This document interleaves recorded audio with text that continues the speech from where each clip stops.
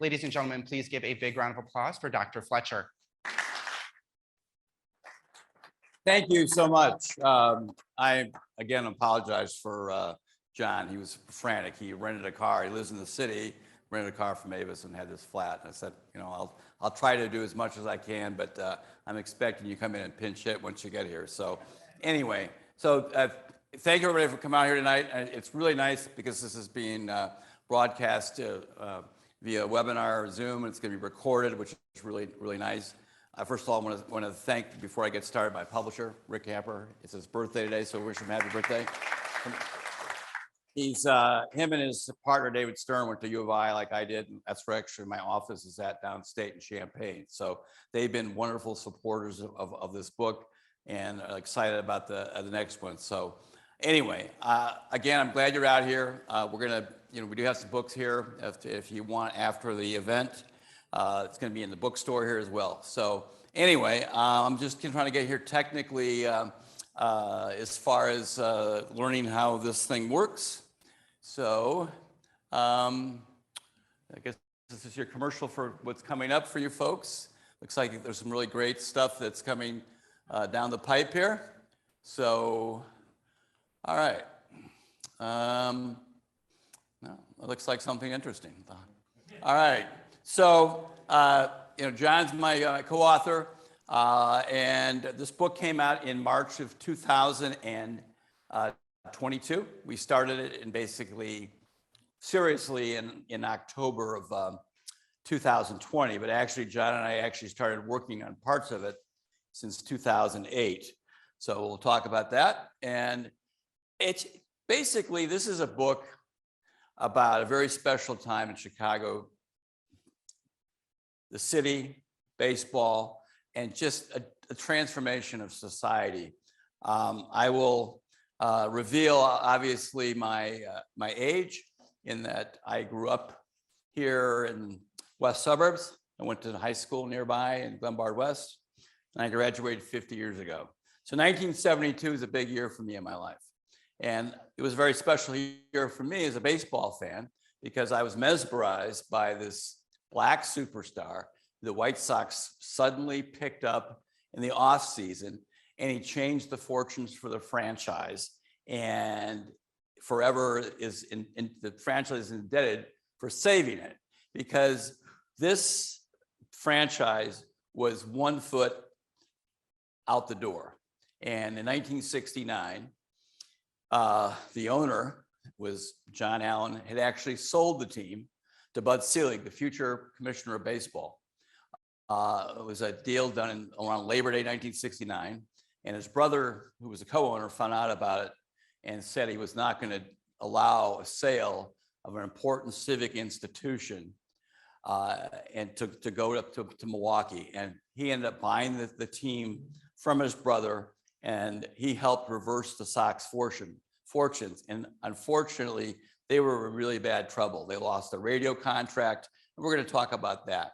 So this was just a different time. If you know, some of you look like you may be in, you know, my age or older, or someone around my age can remember the White Sox was a really, really difficult time for them. They had the great go-go 60s and 50s. You know, obviously Sunday we saw Minnie Minoso get inducted in the Hall of Fame. He was part of the 50s and 60s teams, and again 1980s teams.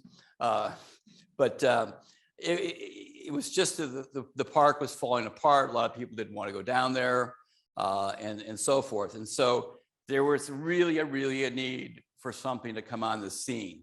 And so what we do in this book is we kind of weave the story. It's not a Dick Allen biography. He's obviously the main character, but it's the city of Chicago. It's the South Side. It's the ballpark. It's his teammates. And it's that kind of a story. And it kind of mixes sociology, politics, and baseball to try to give a sense of this very interesting story. And besides all the ball players, we have some very interesting characters. And we'll talk about that about the cover of the book, which has up in this corner, has Harry Caray. People always forget he was a White Sox announcer. He was in his second year with the White Sox in 1971. This fellow was Mayor Daley, and we depicted him kind of opening his mouth, sort of, kind of a characteristic of him situation. He had just gone through the 68 convention where, Chicago was, the riots in the streets.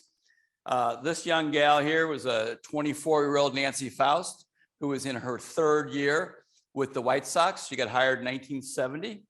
And this gentleman right here is Mr. Everyman Wilbur Wood, who was with the Sox for a long time from 1967 on to 1977.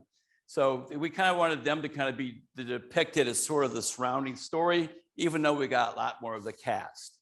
So I thought it'd really be easy is to show real quickly. We have a short 6-minute film that John put together in 2012 that really gives the background of this story. We'll watch this and then I'll continue with my discussion. And hopefully John's tire gets fixed and he gets there.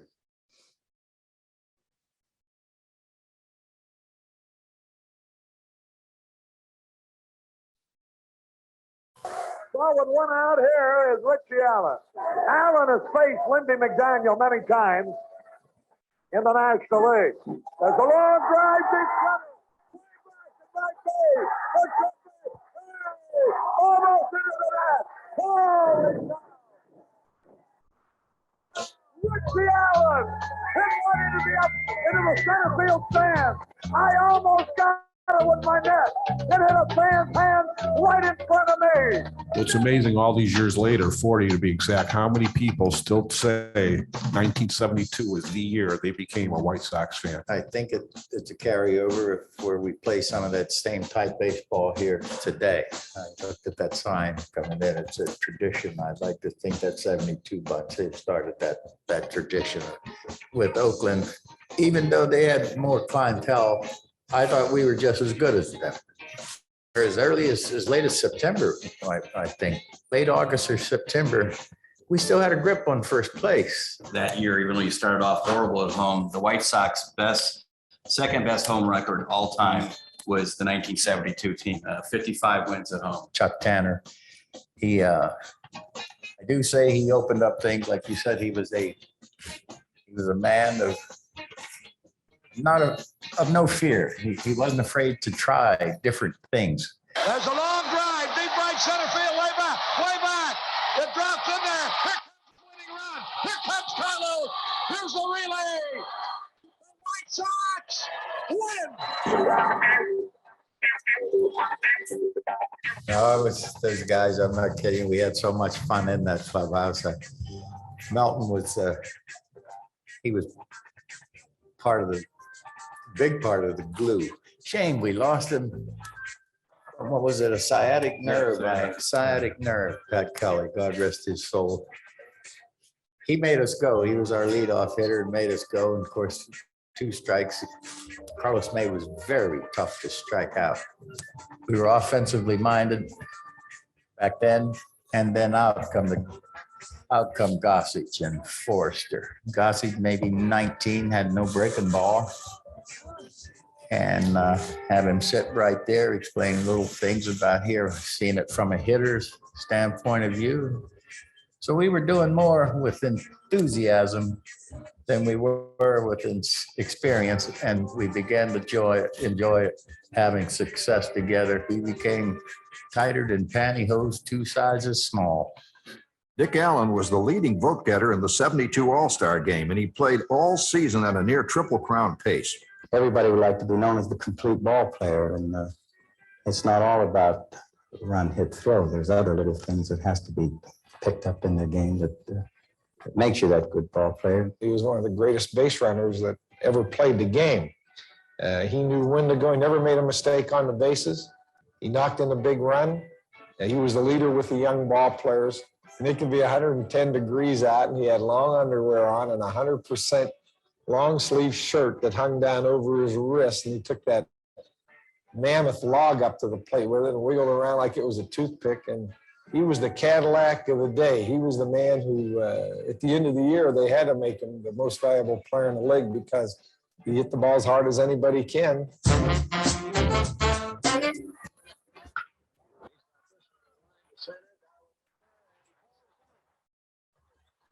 Bounces over him, goes back to the screen. 2 runs to score. Allen is coming to third. They're waving him in. Come on, take it inside the park over. I think it was Blyleven. Terrific curveball. I knew it's going to take a, he was still tracking the ball down, had to take a perfect throw to get me at home. So I wind up being safe. And again, I don't know if Bert was insistent on the same pitch, same 2 times in one game. I'd done my running for the year. With the Lucky Lyle. Called Had no underclothes on. I just pulled the pants on and and the shirt. Well, while I'm trying to do it, hurry up, get ready.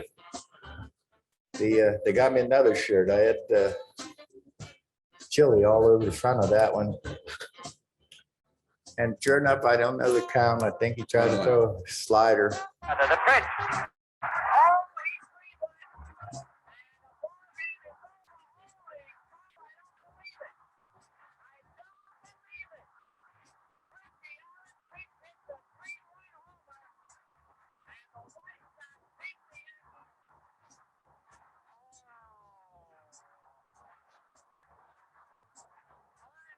Unbelievable.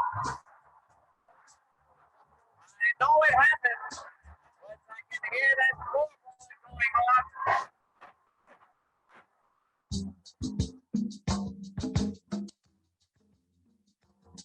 I really like to thank you both, the Chicago White Sox and the Chicago Museum. Didn't get a chance to do that while being here those years ago, but I do get a chance to do it now. And I do say that with all sincerity and from my heart. I'd like to thank you both, as I say, the museum and the White Sox and the entire Chicago city and metropolitan area. This is a great humbling time for me.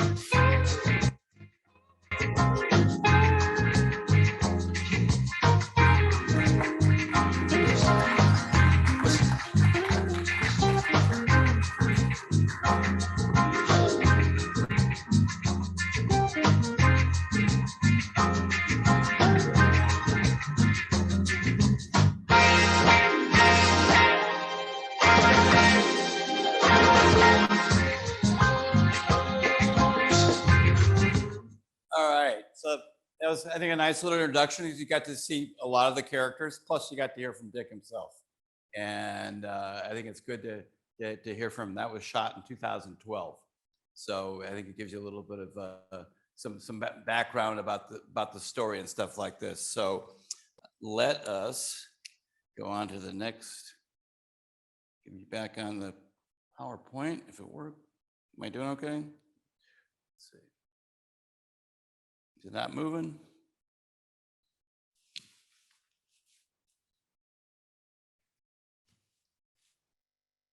Okay. So again, this book is not a baseball book exclusively. It really is about a city in transition. You know, I talked about it's about Chicago in the late 60s, in the early 70s, and this ball player came out of nowhere to rescue a franchise and also help bring a lot of excitement, especially to the South Side, as things were in big transition with a lot of white flight. You had still a lot of racial unrest was going on at the time. And the South Side was in a big transition. You had in '68, we had the convention at the Apple Theater, and stockyards were still up and functioning. By '71, they were closed. And so the stockyards and the White Sox at Comiskey Park, they were institutions for the city. And there was a danger of losing that second big institution, the White Sox, leaving the community, just like the stockyards did. And so this was such an important aspect of this ball player coming there, and who is by far the best baseball player that year. And he almost won the Triple Crown. He was the leading vote getter for the All-Star game. And also it was nice was because the White Sox suddenly became a national story. And they were the #1 road attraction because it's Dick on the road. So while I'm thinking about it, I do want to recognize a very important guest here, Jimmy O'Keefe, who is from Bridgeport. I'm going to give him a chance to talk a little bit, but he was the clubhouse attendant. You want to stand up there, Jimmy? And so he was a clubhouse attendant. He's actually we'll talk about when I get in about the chili dog story a little bit more. We'll talk about his role. But one of the things we were really fortunate when we did the book was we had all these great, people around like Jimmy and his other bat boys, Jim Riley, and we had that just helped us provide a lot of information besides the ball players themselves. So we just had a lot of rich stories, and it's really been great to have that type of access. And he grew up in Bridgeport, and his 6th grade basketball coach. Who was your 6th grade basketball coach? Okay, how's that? So anyway, he's a classic Bridgeport. South Side is all about neighborhoods. I went to med school at Rush, so I spent a lot of time in the South Side besides going to games down there. But so it's just a lot of change going on, and suddenly you had people coming back to the ballpark. So why does this matter? And 50 years later, why are you doing a book 50 years later? Obviously, there's an anniversary with it, but it was just important. We wanted to document the history, especially with a lot of the characters who are still alive. We were fortunate that they were alive. Dick Allen himself had died in December of 2020, so he was gone. But I had spent lots of time with him before, so I got quite a bit of the story. But we wanted to get something out there. We wanted to tell a story that really needed to be told. Because I know one thing is there's a lot of Cubs books out there. There are not too many White Sox books.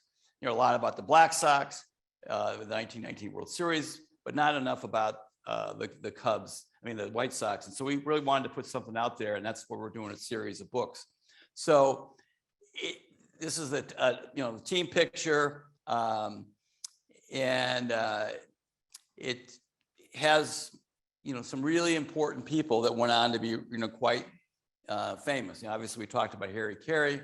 We're going to talk about the owner, John Allen, Roland Heeman, Chuck Tanner, but also we're going to talk about Nancy Faust's role. She was with the White Sox for 41 years, and she's really getting some notoriety for what she did in 1972 with inventing walk-up music because of Dick Allen. In fact, there was a nice shout out about that. If anybody watched the Hall of Fame induction, they talked about Nancy inventing walk-up music with Dick Allen, and there's been a couple of nice little national stories about that. So it basically, this team and the people around it, including that young man who did a lot of errands for ball players, and he's always kind of regaled me with his tales and stuff like that. And so the story matters, and we wanted to tell it. And we've been very, very fortunate with some very positive reviews. People liked it, and we really just wanted to say how important it was to save an American League charter team from leaving the city, and that's sort of the essence of this story. So one thing really unique about this team that makes it special is no other baseball team ever had this many postseason awards. And this is for a second place team. And they cleaned up. They had Dick, obviously, as the MVP. They had Chuck Tanner as the manager of the year. They had Wilbur Wood, Sporting News pitcher, American League of the Year. He was second in the Cy Young voting behind Gaylord Perry. He lost by about 1 vote. And then you had the executive of the year being Roland Heeman for basically turning this team around. The White Sox in 1970 lost 108 games. They turned around 107 games. They turned around within 2 years, gained 70 games in the standings to really rebound. And they almost won the American League West that year. And I think also really important was the fact that Terry Forster, at 20 years old, was a runner-up for the Fireman of the Year award. Yeah, the person who won it was Sparky Lyle that year. So just no team has ever had this, and so it's needed to be celebrated and explain why. So again, we wanted to cast the story in what this was going on in the city at the time, what was going on with race relations, what was going on with the economy and jobs. It was a big transition after the end of the 60s. And Mayor Daley his reign was slipping in that he wasn't as powerful as he once was.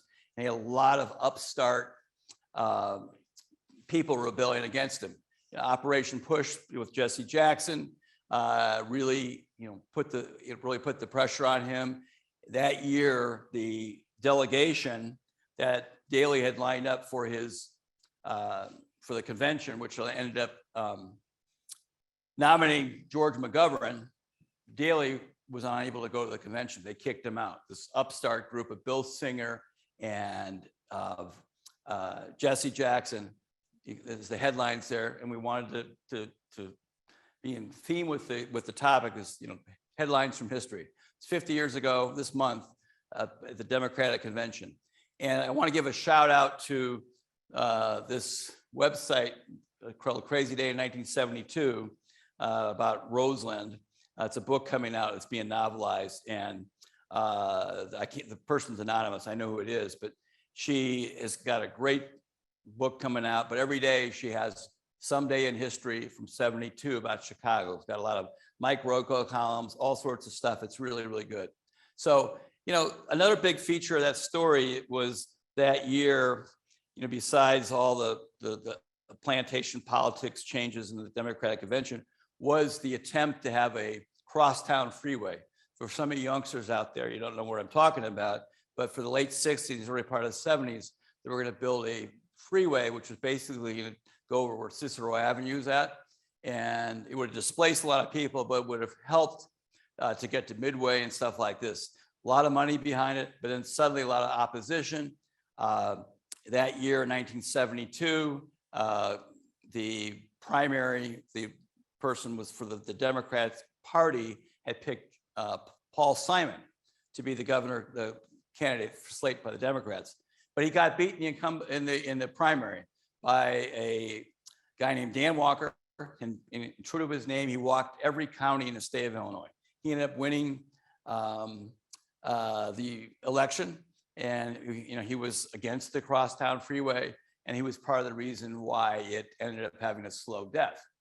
Unfortunately, Governor Walker was like a lot of our governors. He ended up in prison. People don't remember that. He wasn't for something he did in office, but it was later. So just as all this turbulence going on, but it's a Chicago story, talking about transformation of a city and with busing and schools and all sorts of stuff.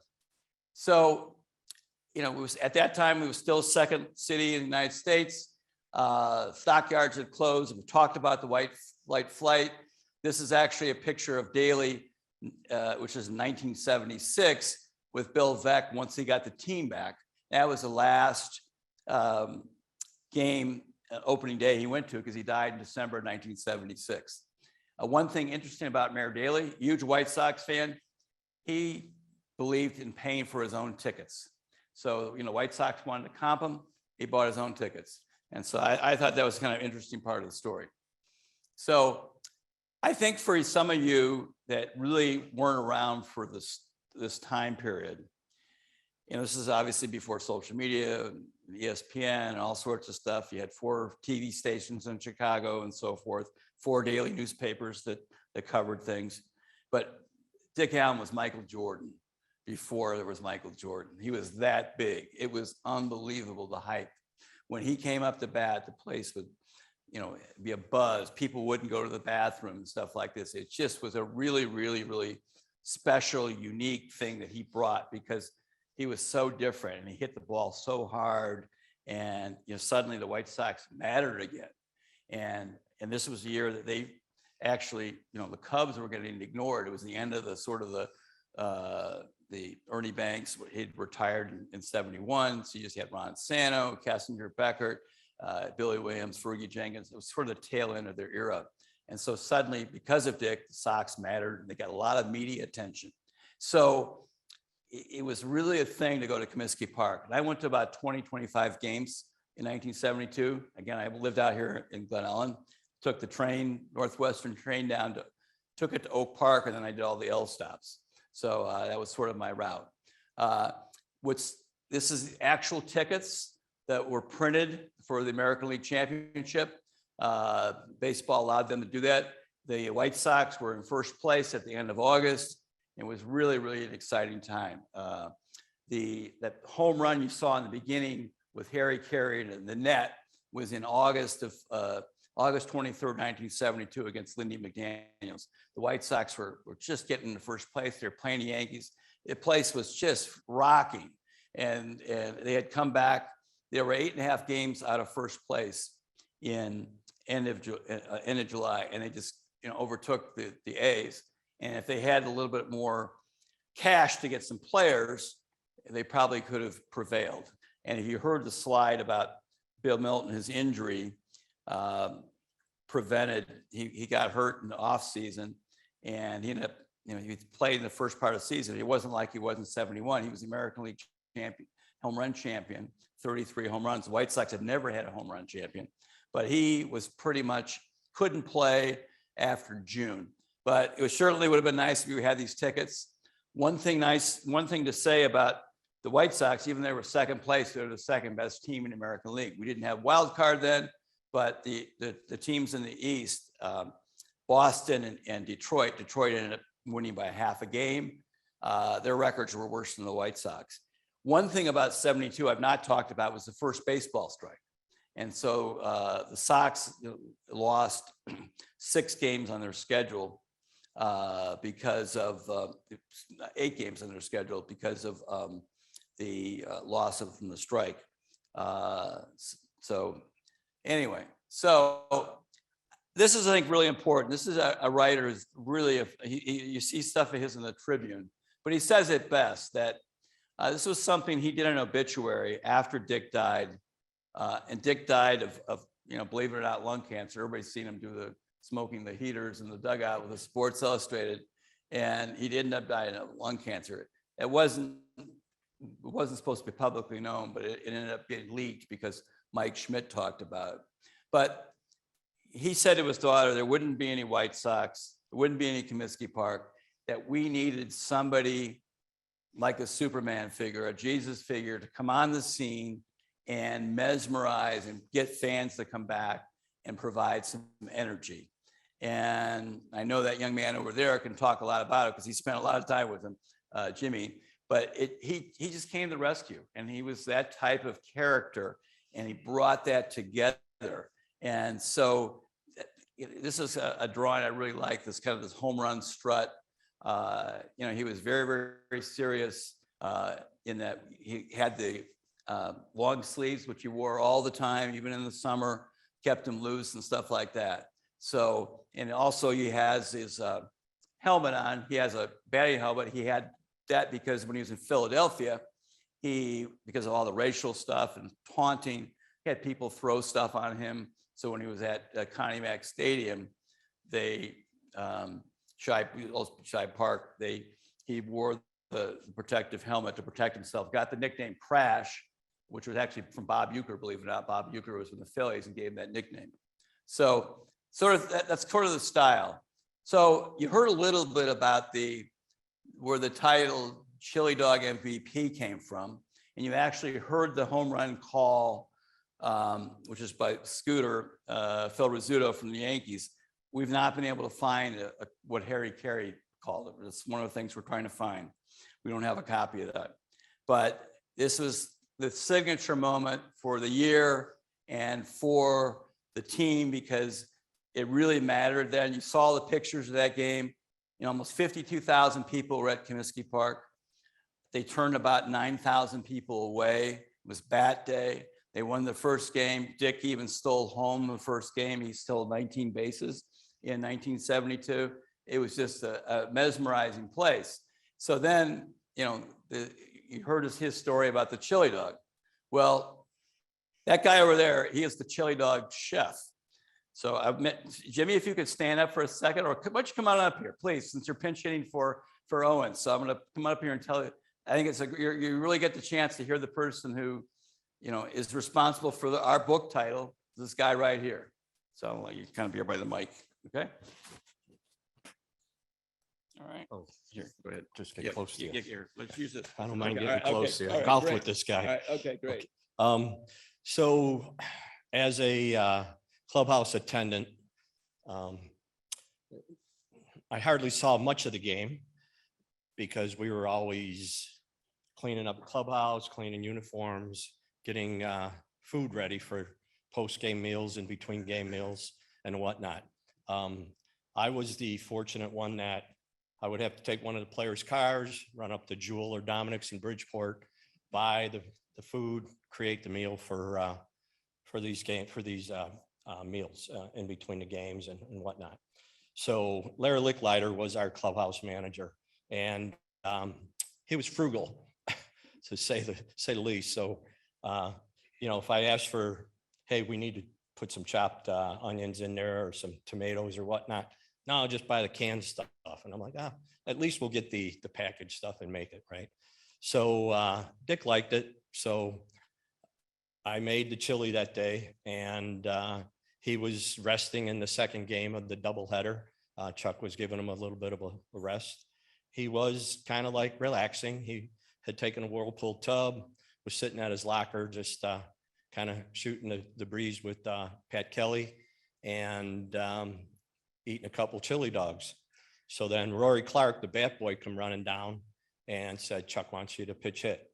And he mumbled something about, I can't pitch hit, I'm eating a chili dog. So of course it was on his jersey, and like they said earlier, like Chuck Tanner even said, and I know this personally, the man, whether it was 35 or 40 degrees out or 98 degrees out, he had long underwear on, a long underwear shirt, the red sleeve, and his uniform. And at that time, he was just sitting around in his skivvies, and he hurried up. We gave him another jersey. He went out and hit the most famous home run of the year. So yeah, it was an exciting year to be working there in the clubhouse. We try to get out and sit in the dugout as often as possible. Fortunately, I was able to get out there and watch that homer. So, and it was crazy. All right, I'm gonna sit down because I may call upon him again, but it's nice. I mean, how much more can you have a firsthand story ripped from the headlines than from Jimmy? Yeah. So, yeah. So he's the chili dog chef. So he actually there's actually in the book a picture of him as a youngster with Dick when Dick got his MVP award in May of 1973. He's out there with Dick with the presentation for that. So it's kind of and Dick signed it. So that picture is from Jimmy's personal collection. So we like to rib him. And kind of the fun thing is Dick's son, Doobie, Richard Allen II, who I know very, very well, and was with him both times. Last times when Dick lost to the Hall of Fame vote by 1 vote, said Dick loved that chili. And he always talked about how much he liked that. So that's the chili dog chef. And so it's a kind of a great story. He's part of White Sox lore. And that was a very special day. You know, again, the place was crowded. Obviously, the place had thinned out a little bit. It wasn't until a little bit before 7 o'clock. It was a very cool day. It was actually the first time a pitcher named Cy Acosta pitched. He ended up winning the game. And that day, Roland Heeman picked him up from the airport, and it was a little bit in the chili side, going with chili dog. And he had to get him a jacket and all sorts of stuff. But Cy Acosta just went out and he pitched to one person, and he ends up getting the famous win. And it was absolutely exciting for the franchise. Just really, it put a real special moment for the season, because we had, people believe, hey, the White Sox, got a chance, we're going to win it all. So this is a little bit of the aftermath, but other pictures you should see before the game with the place absolutely packed. It's the third largest crowd they ever had. There was a lot more people there than there were at Disco Demolition. So one thing about the home run is that there's really not any video that's left of it except for a homemade movie that we have on our website.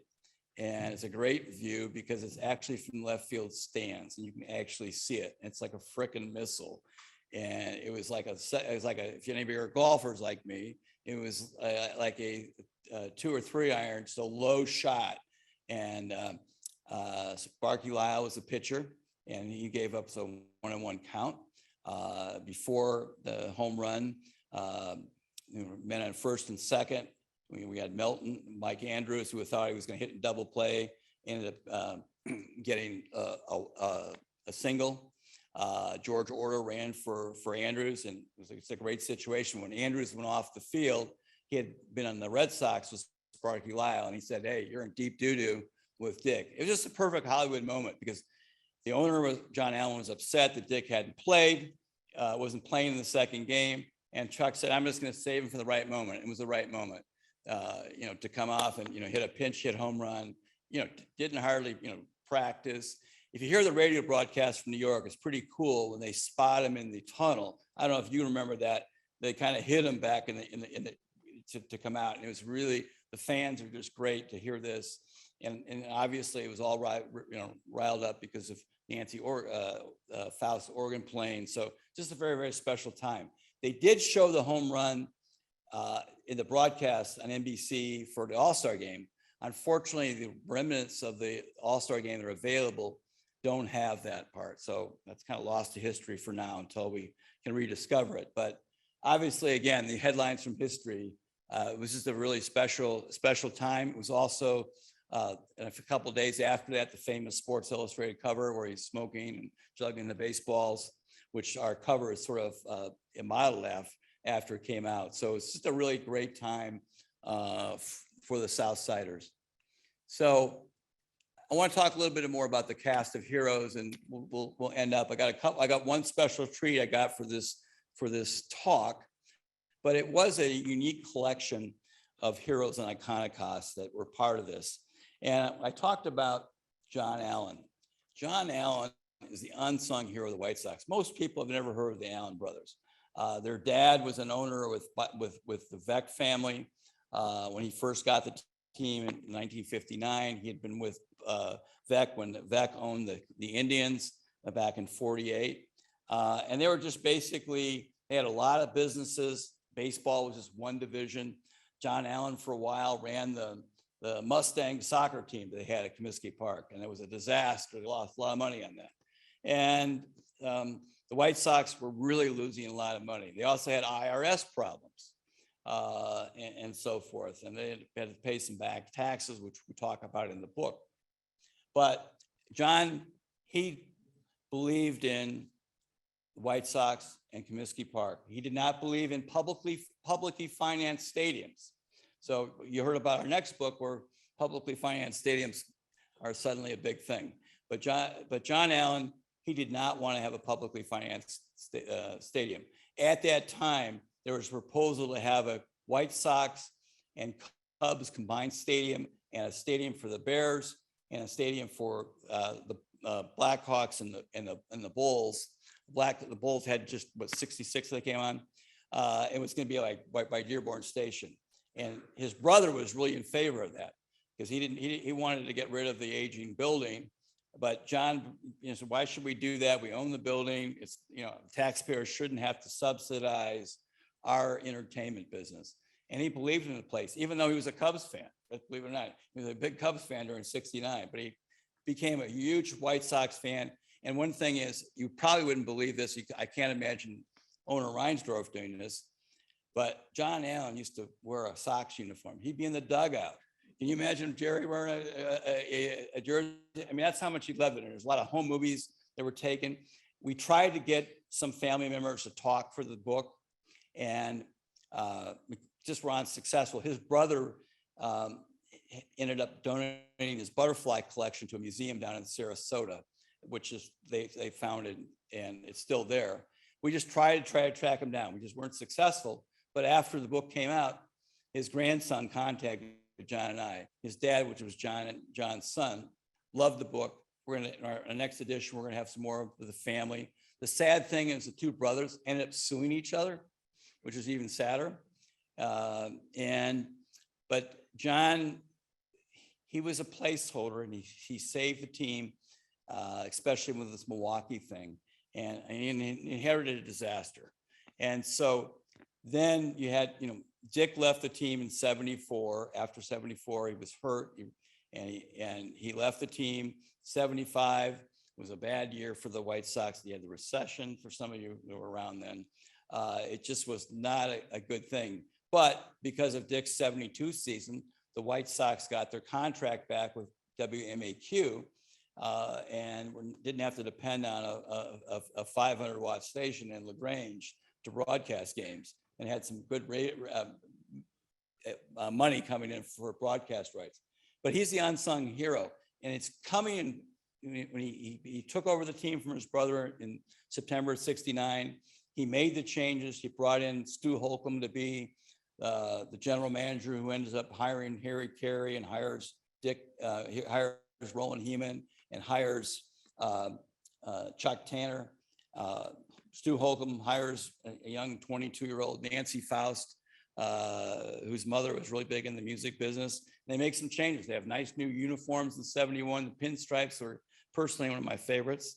So he really got them back on track, but he started having some money woes again. And they were almost going to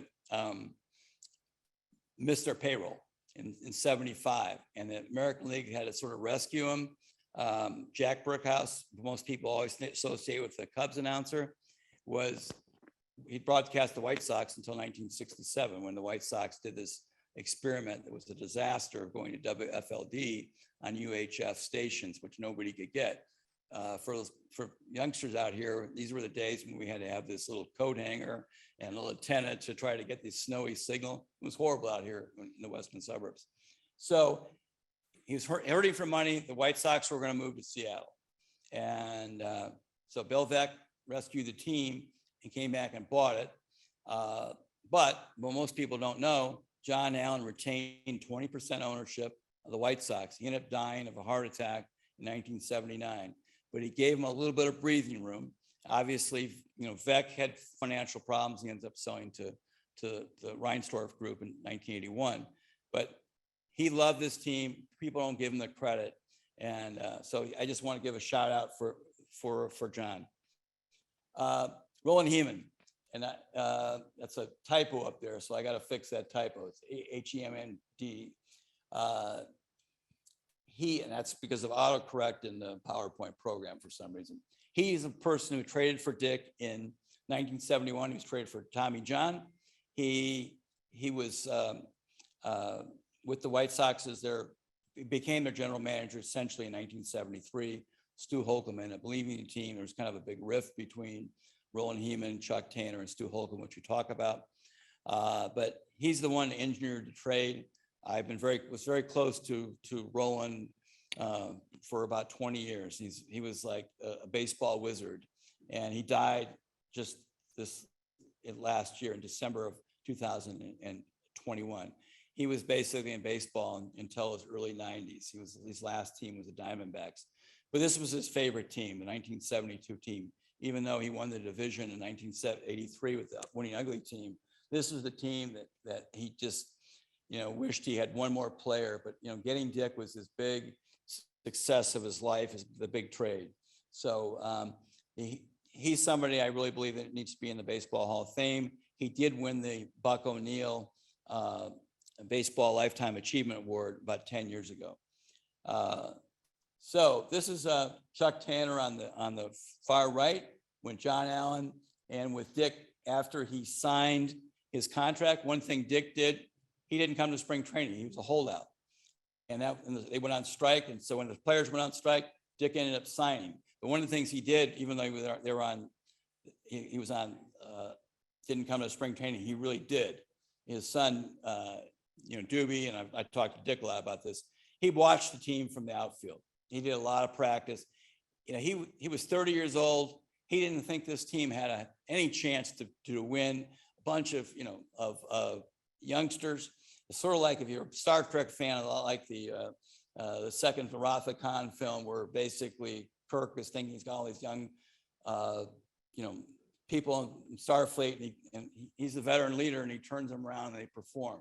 That's what Dick was like. He was a 30-year-old veteran leader, and he really loved teaching the game. And so it was really special. He got the highest contract for the White Sox in 1972 when he signed, and then after his monster year, he signed a 3-year deal. He was the highest player in baseball for that, and he ended up, you know, leaving the White Sox just like Ron Santo did in 1975. He gave up that final year of his contract. All right, got a few more slides, and we're gonna stop. But this is one person a lot of people don't know about from the White Sox is number 33. He's a guy named Johnny Sain. I don't know if any of you watched Jim Cott, who went to the White Sox in 1973 and talked about it with his speech on Sunday. Johnny Sain was his pitching coach in Minnesota. He was his pitching coach for the White Sox. Johnny Sain is probably best pitching coach ever. People say Louis Mazzoni, but Mazzoni learned under him when he was down in Atlanta.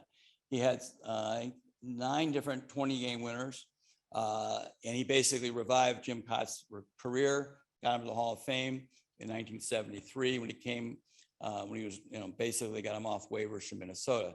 But in 1972, he had 2 20-game winners with Wilbur Wood, and he had the other winner was Stan Bonson. He was really an incredible pitching coach, believed in not doing running, believed he had to pitch all the time. He believed in short rest.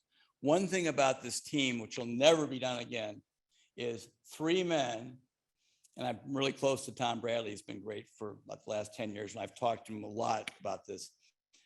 Tom Bradley, Stan Bonson, and Wilbur Wood started 130, 154 games that year.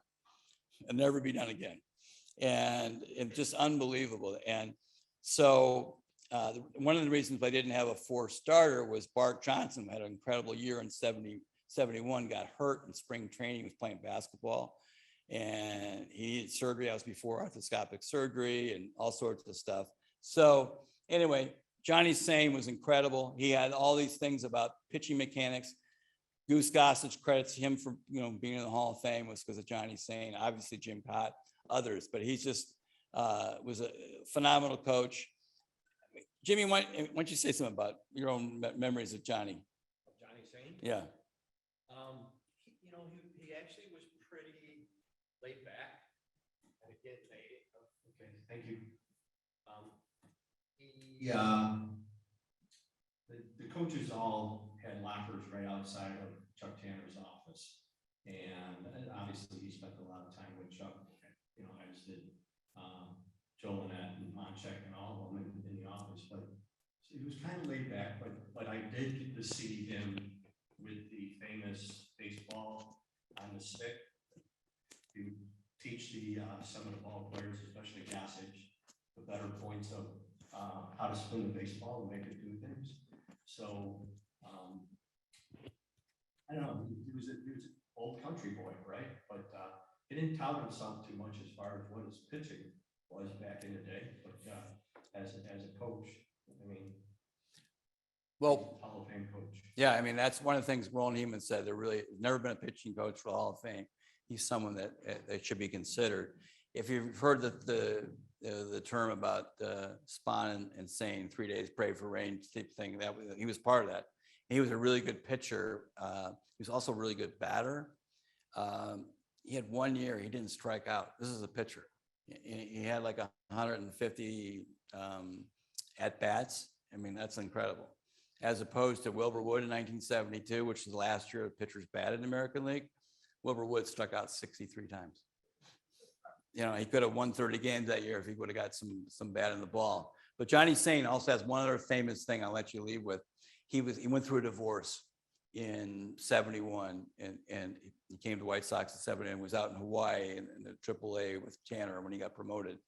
And he met a gal here in Chicago. They got married and they stayed together the rest of their life. But one of the things he's most famous for, he's the first person in Major League Baseball to get hair transplants. And he made a big thing about that. And he was proud of that.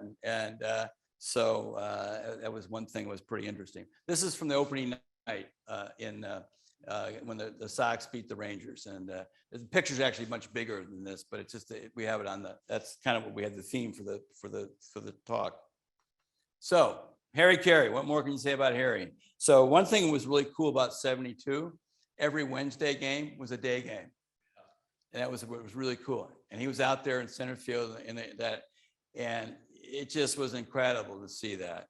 And you had the net out there, the place was packed and, people were giving him, fall staff and that was the beer he was promoting then. And it just really special. And they were on WTAQ, which was the LaGrange station. They'd lost the contract in 1970 after a disastrous season.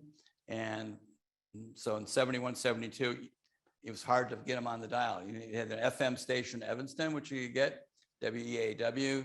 You kind of, when you're going down to a game, you'd switch from AM. Most people didn't have FM radio, so you didn't have that. And it was just hard. But people found him because he was excitement and he told it like it was. Completely different announcer than he was with the Cubs. I mean, he let things rip. And in fact, Jim Cott talked a lot about how much Harry Caray ripped him and stuff like that. Bill Milton was a huge feud. This guy here can tell all about those stories. But he brought a lot of excitement to the broadcast, and he, along with Dick, really helped revive the team. And it just, certainly was after, the prior announcers were just kind of, weren't for, they were been there for a long time. They didn't have the excitement that Harry had. So anyway, I guess this is a classic picture from 72 out there. He's young. He ends up meeting his future wife, Dutchie, then too.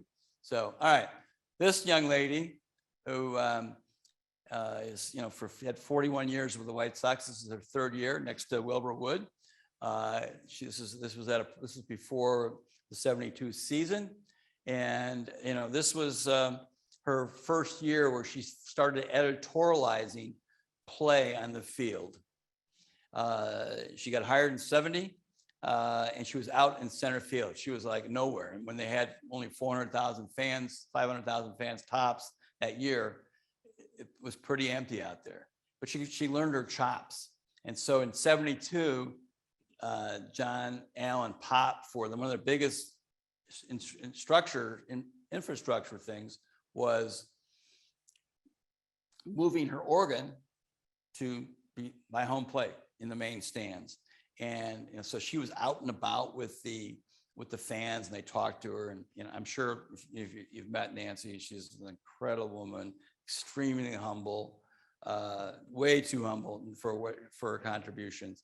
So anyway, this is the year where she invents walk-up music, and it was because of Dick. And for this conference, I got a little special thing that she did for me about a week ago. All right, can we play?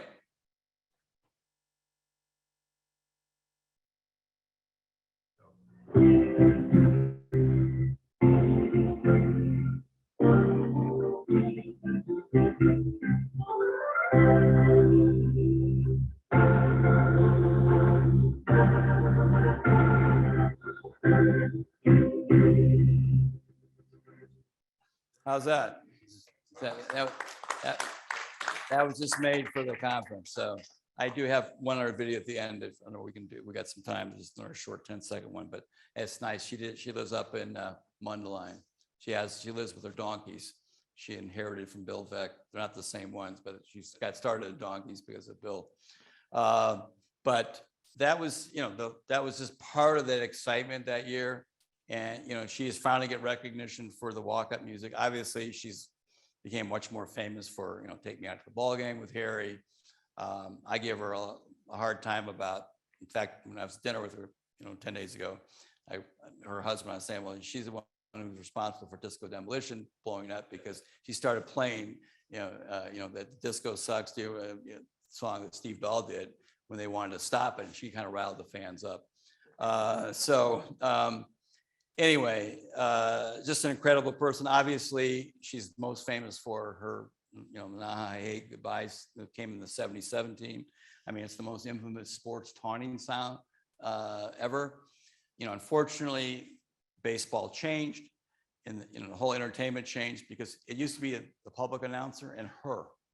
And I prefer, I really enjoy listening to some old radio broadcasts, just hearing her play and so forth. And it's just not the same. And, obviously there's an evolution.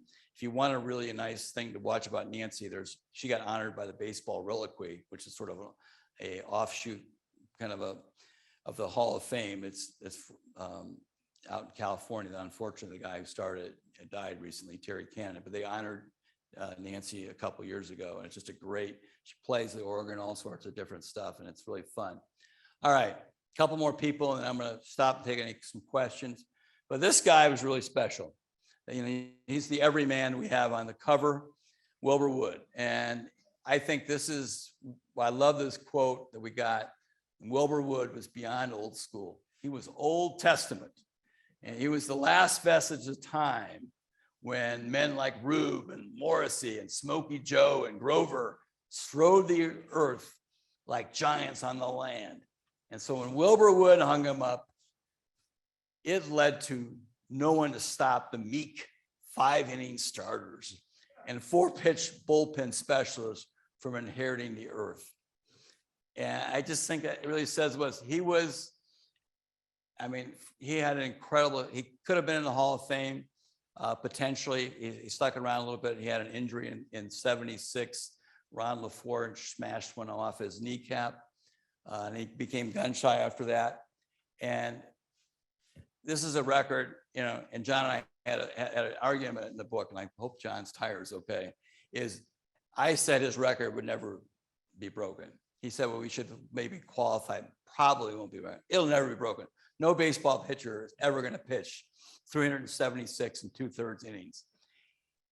He pitched 27% of the innings for the White Sox that year. It's incredible. And he lives in Boston. He just turned 80. He didn't, after he was done with baseball, he went back home to his Massachusetts, and he opened a seafood business, and then he became a pharmaceutical salesperson. He called on doctors like me, and so it helped him with his baseball career. So normally a lot of doctors' offices don't want pharmaceutical detail people in. They wanted Wilbur Wood, and he'd bring in autographed pictures and stuff like that. He had a very good career as a pharmaceutical salesperson, but he had a scare on a flight, and he stopped flying.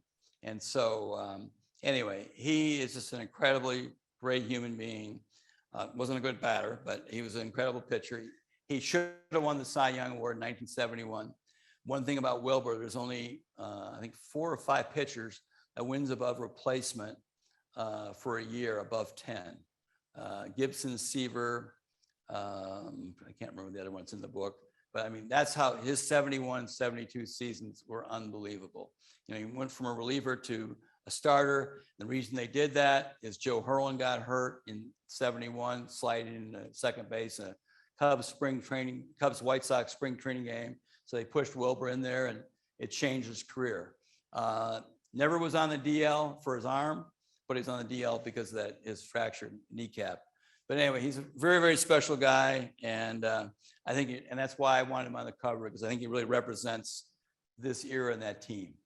So Carlos May is a local kid now. He grew up in Birmingham, and he's been, I was trying to get him to come out tonight. He's come to several of our book signings, and it's been great. We did one down in the city in May. It was just fabulous. He's just a humble guy. We had a great year, 308. And I think I'm a veteran, and he's a veteran. He's actually a disabled veteran. I'm not a disabled veteran. But I think you all know the story when he's got his thumb blown off. I told him I cried. I was a freshman in high school. You got a kick out of that. And how he came back and rehabbed himself and stuff like this. And I mean, think about miraculously like that. And he was a really good hitter, a good contact person. He would have won the American League Rookie of the Year 1969 if he hadn't gotten hurt with the Marines. So anyway, one thing I also like to hear about Carlos, unlike some of the complaints around on the current White Sox team, is Carlos played hurt a lot, and not just his thumb, but that was what they expected. They needed a job. They had to be out there. They didn't have agents protecting them. It was before free agency. But he's just a great guy. He loves his team. He loves what they represented and his teammates. He feels very honored. He's an ambassador for the White Sox. So it's just been really, really been great for the book. And the only thing he doesn't like about, I have a picture of his ex-wife in the book. Yeah, we have some pictures of the dugout. So of his ex-wife. So I give him a hard time about that. So, all right, this guy, Terry Forster. We first started book in 2008. We did this event for the Sox in 2012. No one knew where he was at. They had no idea. He was off the grid. Oh, he's in Canada. Goose Gossage and Foster were inseparable back in the early 70s. Goose didn't know where he was at. I kept trying and kept trying. So some of you are familiar with Terry Forster, the Fat Tub of Goo. Anybody know that story? Okay, so Fat Tub of Goo story, we actually on the website for the book is a video with him with David Letterman. David Letterman, this is when they were on TBS for the first time when you have superstations. Letterman saw Forster, he'd gained some weight. And so he described him as a fat tub of goo. And so Forster actually took it pretty well. And it came on Letterman's show. And it's a hilarious segment. He actually he made some tacos for Letterman on the thing. And I thought Terry he was extremely comedic. He was really good. He started trying to make a little money off it in the fact that about being overweight and stuff like this. But that was 1985, and so but 1971 and 72, he was phenomenal. He should have been the sixth draft choice that year. He had a back injury. He ended up being the second round. The White Sox picked B.B. Richards before him, but he pitched in California. He only played half a season in Appleton, never went back to the minors. And one of the things that's pretty cool about Terry is his batting average, 5.26. Okay, this is before the pitchers, they still were batting. And his first 2 years as an American League, 71 and 72, batted 500. Unbelievable. So he from his career, he actually has the best major league batting average any Major League Baseball player with more than 15 years service. 397. Can you believe that? 397. And so anyway, no one can find him. And I was just persistent. And I got a tip about an email address, and I kept trying and trying. I didn't get a response. And finally, I got a response. And he basically said it was a time of my life. I had no care in the world. And he was 20 years old, playing Major League Baseball, 19 years old. And so we set up an interview, and it was just incredible. It was probably my favorite interview. He was just so good. And when he talked about Tanner, he talked about Allen, talked about Johnny Saint, how good he was, talked about batting. And the White Sox, what people don't know, he was almost going to go to the All-Star game in 72. He was a runner-up. They tore up his contract. Most people didn't know that. Gave him a big raise. They also gave him a raise in 73, not only as a pitcher, to be a pinch hitter. And he originally was going to play first base. He was going to be the first two-way player, and they decided they wanted him more in the arm. But I think he would have had a great career because, he was consistent his whole career, even when he went back to the National League. He was just a great interview, loved Chicago, and he had some health problems, had a heart attack, had 4 kids. One of his girls had breast cancer. He got some help to get her to Johns Hopkins, but really, really special. He makes the book because the last chapter in that season is him pinch hitting, tying the game. He pinch hit for Dick's brother, Hank, and he stole second base. He was the last pitcher in the American League to steal a base before interleague play.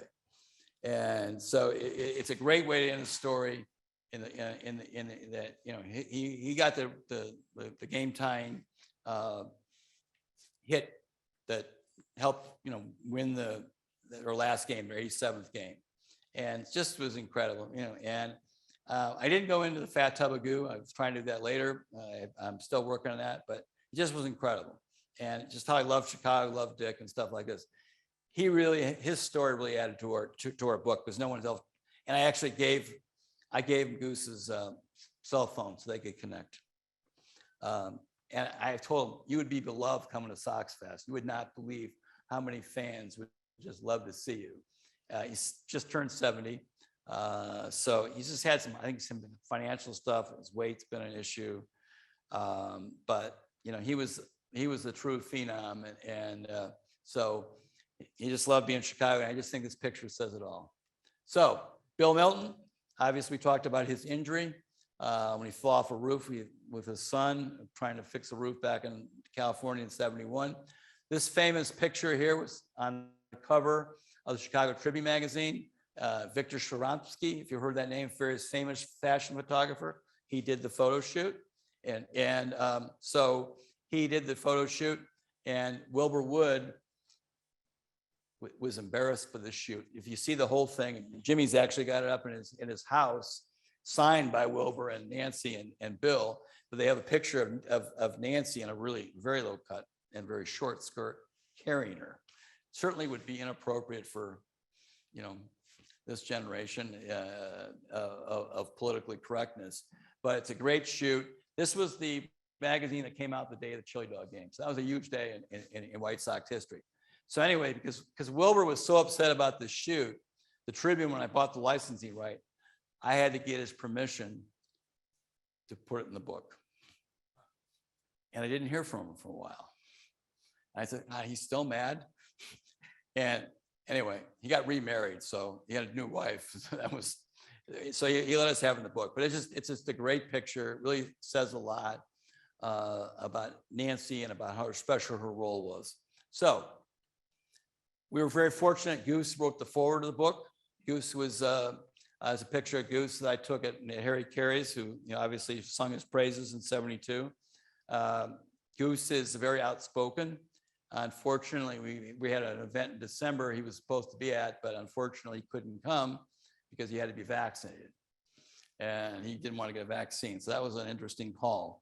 But he learned from Dick Allen how to pitch, went to the Hall of Fame. I went to his induction ceremony in 2008. He's a great guy. His first season of baseball was the first strike in '72. His last season was the strike in '94.